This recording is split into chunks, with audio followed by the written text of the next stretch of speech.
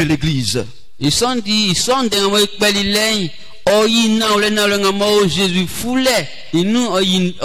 veux parler des actes des apôtres. Le livre là, ça parle de la naissance de l'église et du développement de l'église.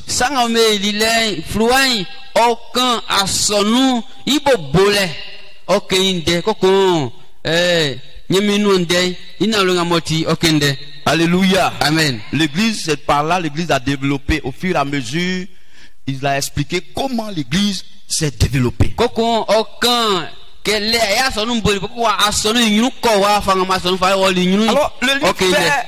le livre fait un lien entre la vie de Jésus-Christ et la vie de l'église.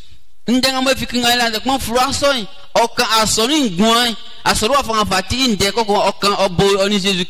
derniers moments de Jésus-Christ. Et comment aussi l'église est partie. Et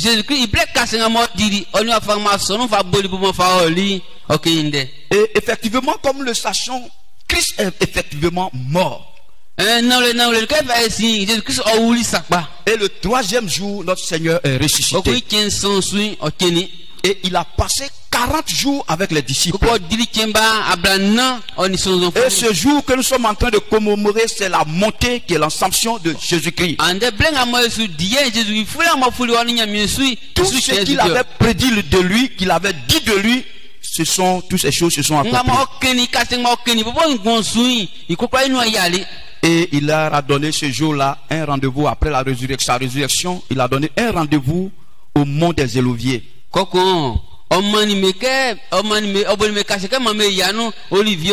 C'est là-bas, ils vont se quitter. C'est au mont des Oliviers. Et ce passage que nous venons de lire, il dit, ils étaient tous réunis. Tous les disciples étaient là.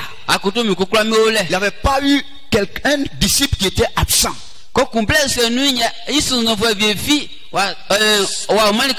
nous interpelle sur les rendez-vous de Dieu. Quand Dieu nous donne rendez-vous, quand nous-mêmes nous rassemblons, nous fixons nos heures, il est très important que nous tous nous soyons là pour recevoir cette grâce qui est attachée à ce moment que Dieu nous donne. À chaque rencontre, il y a une grâce qui est attachée à ce moment. Alors, la grâce qui est attachée à ce temps, que cela soit ton partage au nom de Jésus-Christ de Nazareth. Alléluia. Amen. Et les frères et sœurs en Christ. Alors les apôtres et les disciples en quelque sorte, leur réflexion, comme les Juifs, ils pensaient que ils en aient marre, surtout des dirigeants romains. Ils sont dit blessés nous, Israël vient de comment je fais mais c'est mon que quand je suis collé mais c'est avec que m'a fait Rome foi mon famille Rome foi famille mon Rome foi ma fille be on va me si ma mis en sous parce que leur souhait était que Jésus libère Israël de la domination des Romains. Avec que me sous les nuits mais c'est mon comment Jésus-Christ mais ça ensuite que lui il devient roi. Mais quand ils étaient réunis, ils étaient en train de demander comment cela va se dérouler. Et surtout, quel sera leur rôle. Parce que moi je suis là. Vraiment tu es mort, tu es ressuscité, tu vas partir. Maintenant là, ce que moi je veux, nous on veut que tu sois établi roi. Et puis mon rôle, qu'est-ce que je vais faire auprès de toi? Ça va que ça ou non akonya mesu iblen kusuma nyawa due e kuna kokuma di famille ben ma di famille son moi ça ko juma le Jésus répond à leurs préoccupations en leur disant, il précise que Dieu a fixé un moment pour chaque événement. Ils sont disés qui tellement à monter mesure au niveau mondial, au niveau national, même au niveau personnel, chaque chose Dieu a fixé un temps. Alléluia.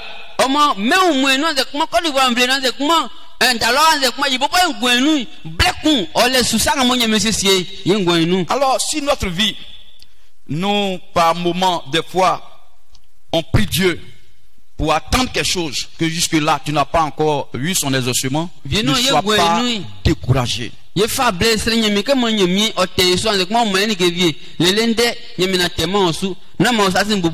surtout, ne sois pas impatient pour que vraiment tu fasses autre chose. Alléluia. Amen. Alléluia. Amen. Alors, les frères et sœurs, faisons confiance toujours au Seigneur. Dieu veut que nous soyons véritablement patients. Car Dieu a un plan pour chaque chose. Mais ce qu'il désire est que nous marchions conformément à sa volonté. Et en ce temps précis, ce qu'il voulait qu'il fasse, quand il va partir, il aimerait qu'il soit dans la foi et une foi agissante dans l'amour.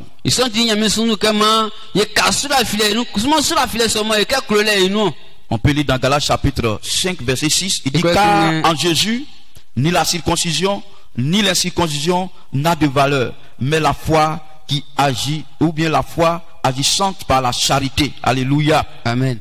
Alors,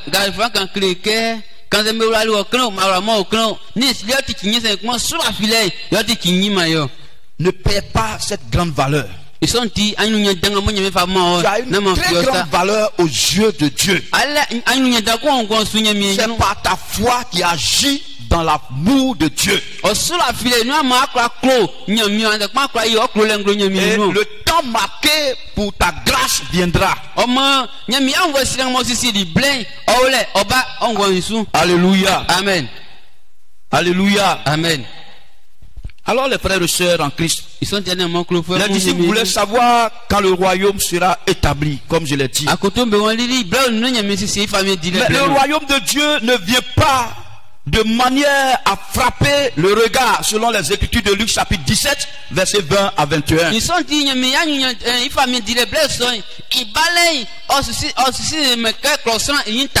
dit, on ne dira point qu'il est ici ou il est là. Mais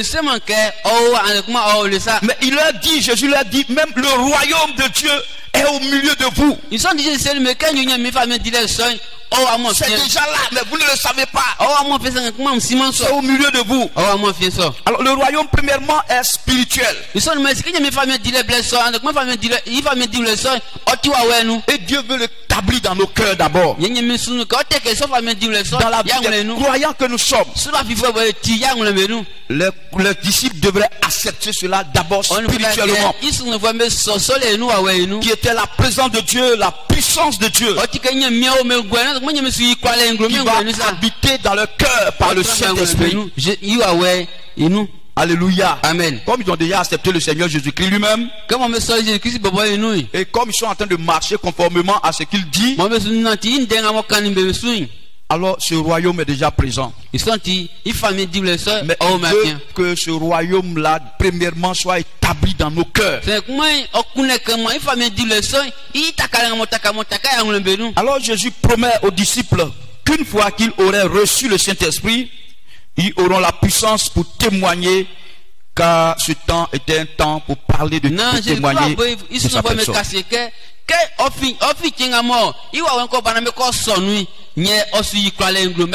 Ce qu'il faut d'abord, il faut recevoir le Saint-Esprit et être rempli de la puissance de Dieu, du Saint-Esprit.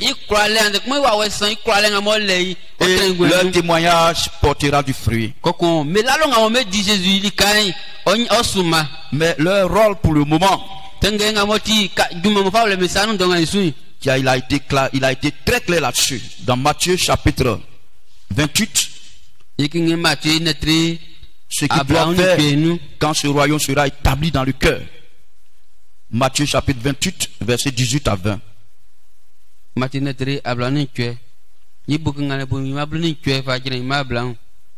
Que nous connaissons, beaucoup déjà le connaissent. Ça parle de la mission et de l'évangélisation. Il dit quoi? Que je lis. Il dit, Jésus s'étant approché, leur parla ainsi. Tout pouvoir m'a été donné dans le ciel et sur la terre. Allez, faites de toutes les nations des disciples, les baptisant au nom du Père, du Fils et du Saint-Esprit. Et enseignez-leur à observer tout ce que je vous ai prescrit. Et voici, je suis avec vous tous. Je suis avec vous tous les jours jusqu'à la fin du monde. Amen. Amen. Alléluia. Amen. C'est ce que Orly doit faire aujourd'hui. Nous bénissons le Seigneur. Alors, c'est ce qu'il doit faire pour le moment. Alléluia. Amen. Et lorsqu'il recevait ces paroles de la part du Seigneur, qu'il devait aller être d'abord des témoins oculaires. C'est très important. Qu'est-ce qu'un témoin? Un témoin. Quand on parle de témoin, c'est qui? C'est quoi? C'est qui on appelle témoin?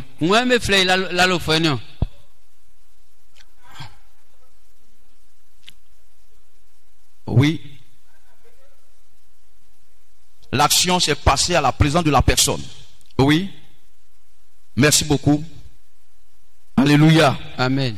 Une personne qui certifie, qui peut certifier une chose.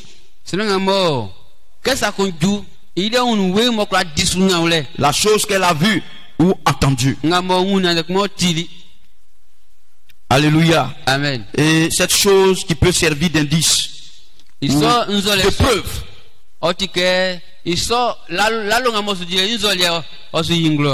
Alors Jésus s'est fait assister dans certains actes qu'il a posés sur terre. Et ils ont vu, ils ont entendu. Et leur vie d'abord doit témoigner de cela. De la chose. Leur manière de faire doit témoigner de la chose.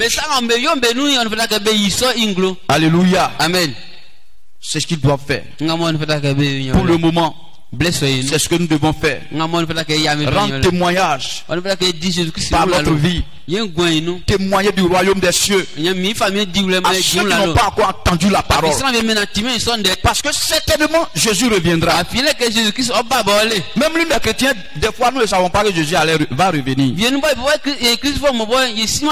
Parce que quand quelqu'un sait que Jésus va revenir, il y a sa manière de marcher. Si quelqu'un sait qu'il y a une situation difficile qui va arriver, il y a sa manière de gérer les choses. Quand on a parlé de coronavirus, on va fermer les choses. On a commencé à payer des sacs de riz pour remplir nos maisons. Il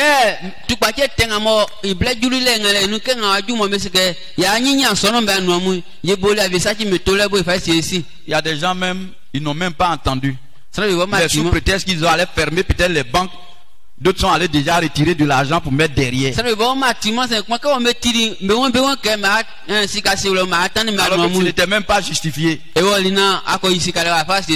Ça veut dire, quand on sait que quelque chose doit s'arriver, on se prépare pour la chose. Que nous allons revenir rapidement là-dessus. Alors, quand Jésus disait ces choses, comme je l'ai dit, voici, après avoir dit cela, il se leva dans les airs. Et pendant qu'il regardait, une nuée le cacha à leurs yeux. Il s'est levé dans les airs. Alléluia. C'est ce jour-là, nous sommes en train de commémorer aujourd'hui l'assomption de Jésus-Christ. Ça veut dire, c'était tellement miraculeux, merveilleux. Tu es en train de causer, parler avec ton maître. Un coup tu le vois. Et puis il va dans les airs. Et la parole de Dieu nous dit, il les bénissait en partant. Recevez la grâce de Dieu. Persévérez dans la grâce. Résistez. Dieu est avec vous. Je suis avec vous. Je suis avec vous. Et il avait tous les yeux vers lui au ciel là-bas. Personne ne regardait en bas. Alléluia. Amen. Bon, il ne savait pas ce qu'il pensait. Peut-être il allait tomber. Yesima kuna me subu vieno me seme que ça ato. Notre Dieu est merveilleux. Mais il n'est pas tombé. Il est parti. Il partait. Ils avaient entendu que Jésus disait qu'un jour il allait partir. Ils croyaient que partir là, peut-être il allait se perdre comme ça. Non. Vis-à-vis, visiblement, on le voyait partir. Un coup il va. Et il a été fermé par les nuées. Mais toujours ils étaient là. Personne ne parlait. Les yeux étaient encore toujours branchés au ciel. Ah, Tibla, il y a quoi? Et il voit apparaître deux anges. Les disciples. Hommes de Galilée. Alléluia. Amen. Deux anges déclarent aux disciples qu'il reviendra, Jésus reviendra un jour de la même manière qu'il est parti.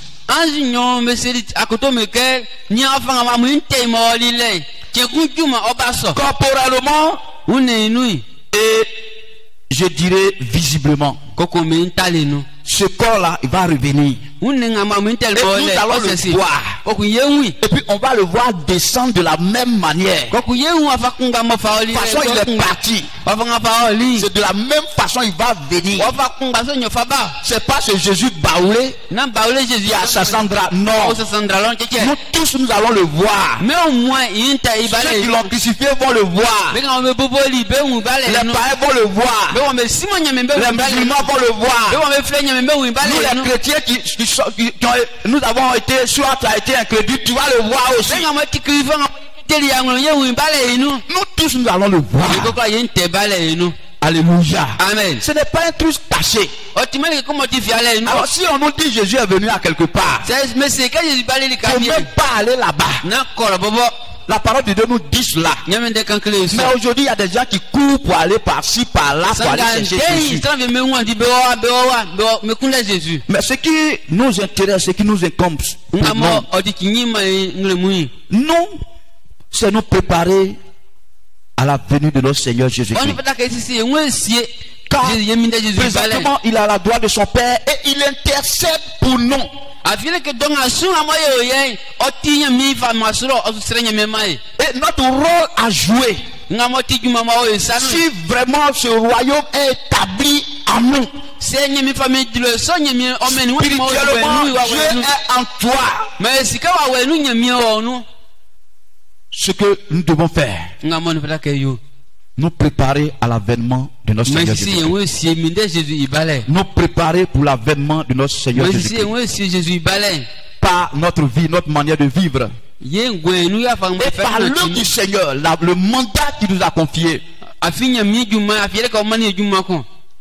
des témoins. En allant et prêcher la bonne nouvelle. Perdu. Je vais vous dire une chose. Quand tu vas à quelque part et puis tu vois des gens qui sont soit dans une maison en train de regarder soit la télévision et puis le feu a pris leur maison. Et puis eux-mêmes ils ne savent pas que le feu a pris leur maison. Toi aussi tu sais que le feu a pris leur maison. Tu es en train de passer. Et puis tu vois le feu. Qu'est-ce que tu vas faire? Qu'est-ce que tu fais? Eux ils sont là-bas branchés à la télévision. Pareil, il y a des gens qui regardent la télévision au temps de Marimar. Les femmes ont laissé, d'autres femmes ont laissé leur nourriture au feu. Brûlé. Ils sont tous branchés à la télévision. Ils ont volé d'autres maisons. Maintenant, il y a le feu qui a pris la maison. Et puis, il y a le passage qui a vu. Si c'est toi, qu'est-ce que tu vas faire?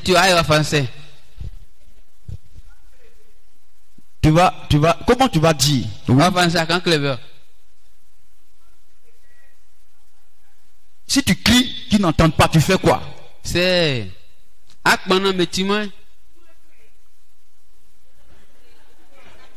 Mami, au cas où Jésus de Maïnou. Amen. Je sais qu'on va appeler les pompiers, mais certainement, je sais que ce que on va faire ensemble, si je crie, comme le feu est de l'autre côté, si la porte est ouverte, je vais faire quoi? Tu vas rentrer, tu vas dire coco. Comment tu vas rentrer? Tu vas rentrer en même temps. Sortez, il y a le feu, sortez.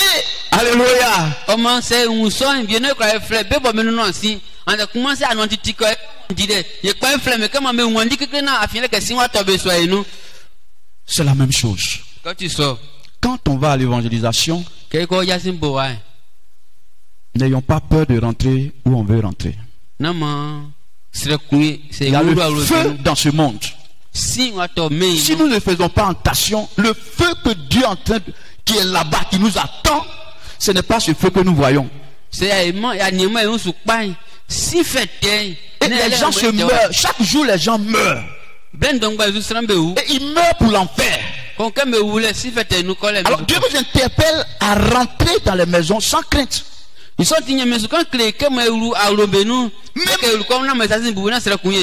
si on t'a chassé. J'étais allé à quelque part et on a pris nos tabourets, on a arraché nos chaises, on a tout arraché, on nous a chassés. Les enfants ont commencé à nous huer. Ils disent ils ont eu honte, Mais je bénis le Seigneur. Dans ce village aujourd'hui, il y a un grand temple. Ce temple est carolé. Et ce chef du village qui nous a chassés, son fils est tombé gravement malade. Ils ont tout fait, ça n'a pas marché. Ils sont dans l'obligation d'aller faire recours au Seigneur Jésus-Christ pour avoir la grâce de Dieu. Et il y a eu des chrétiens maintenant dans sa famille. Alléluia. Amen. Mais si quand on est parti pour une première fois, on dit on n'allait plus partir, je suis sûr certain que ils allaient rester dans leur péché mourir.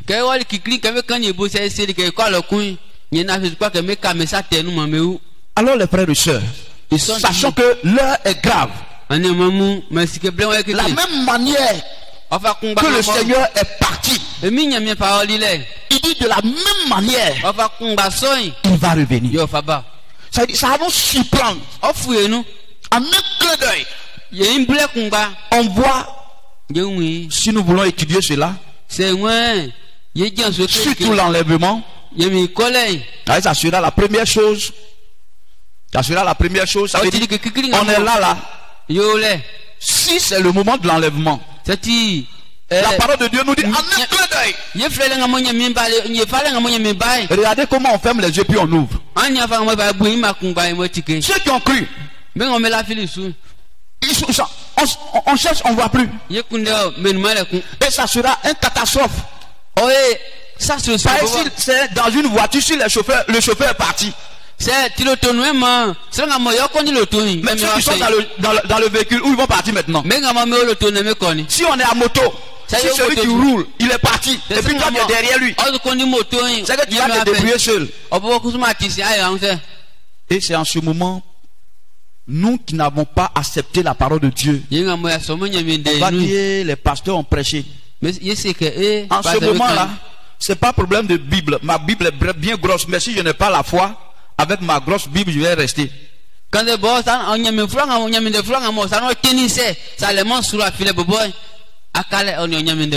préparons-nous pour l'avènement de notre Seigneur Jésus-Christ. L'avènement de Jésus-Christ, c'est certain. Personne ne sait le jour et ni l'heure. Matthieu 24, verset 26. 36, pardon. Personne ne sait. Ça va nous surprendre tous.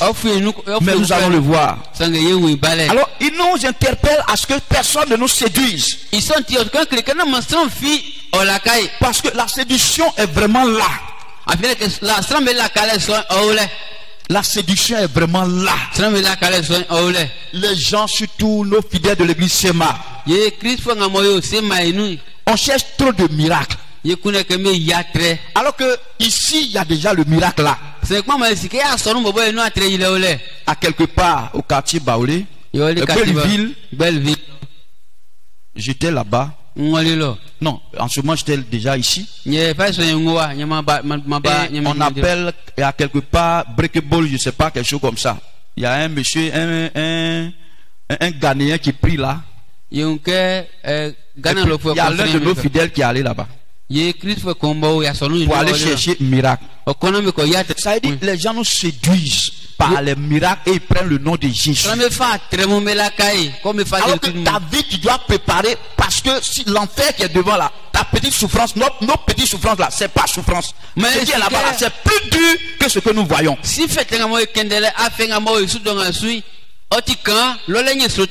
Et il s'est mis en rang pour que l'homme de Dieu, ou je dirais ce serviteur de qui là, puisse le recevoir.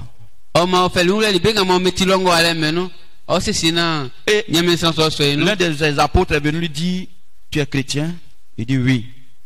De quelle dénomination? Il dit Sema. En ce moment il allait payer ce qu'on l'avait recommandé. On lui avait dit d'aller payer de l'eau et puis de payer du sel. Il a déjà payé ça avec lui. Et puis, on lui dit, de quelle église? Il dit Sema. Et puis l'apôtre de ce monsieur lui dit, je vous à l'église Sema. C'est ici, il m'a dit, hein. Il est quitté là-bas et puis il est venu ici, il m'a dit, il dit, regarde, je vous à l'église Sema, il y a tout là-bas. Toi tu es venu faire quoi ici? Il y a tout à l'église Sema. Tu es venu chercher quoi ici? Eux-mêmes ils savent qu'il y a tout ici, mais nous on est ici, on dit il n'y a pas tout ici. Bien sûr, il y a tout qu'on va l'autoriser, il y a mentionné aussi de que il y a affaire sur nous de mon fils, mais on y a moins sur nous.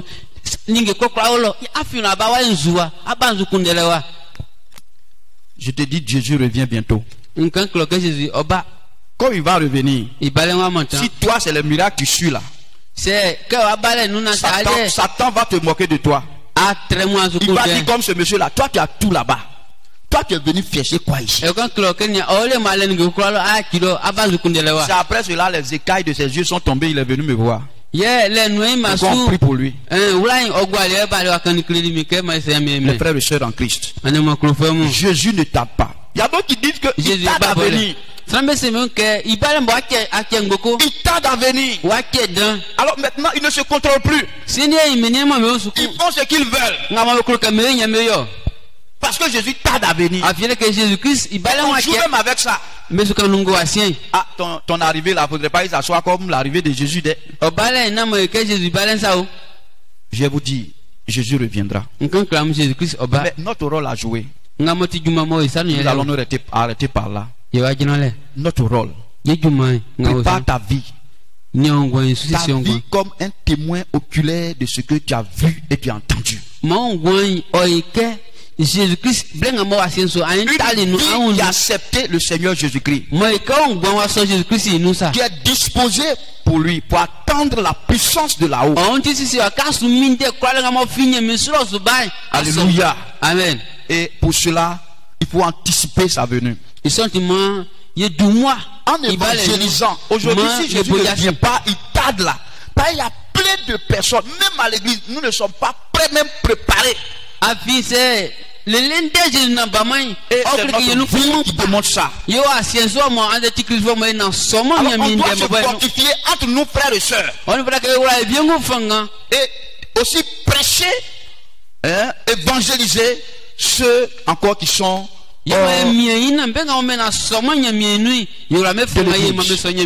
parce qu'ensemble,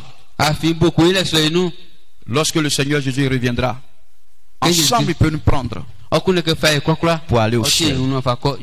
Aujourd'hui, nous sommes en train de commémorer pour nous attester que c'est réel que nous allons partir au ciel. Jésus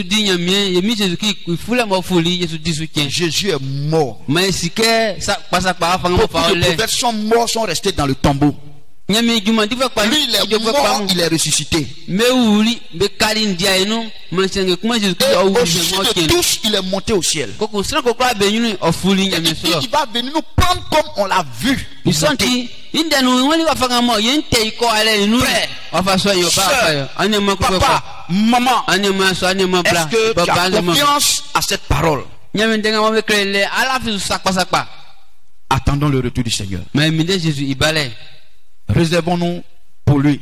Et que ce dernier, ce grand jour, que nous serons enlevés. Bon, je ne sais pas si c'est maintenant, nous tous on va mourir avant que cela se fasse, ou bien peut-être c'est maintenant, nous on ne sait pas. Lui-même il dit il ne sait pas.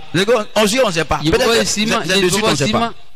Mais ce qui est sûr, un jour viendra, cela va se faire. Mais ma prière que nous tous nous soyons au paradis et que personne ne soit à l'enfer et que la gloire revienne à notre Dieu. C'est dans le nom de notre Seigneur Jésus-Christ. Amen. Amen.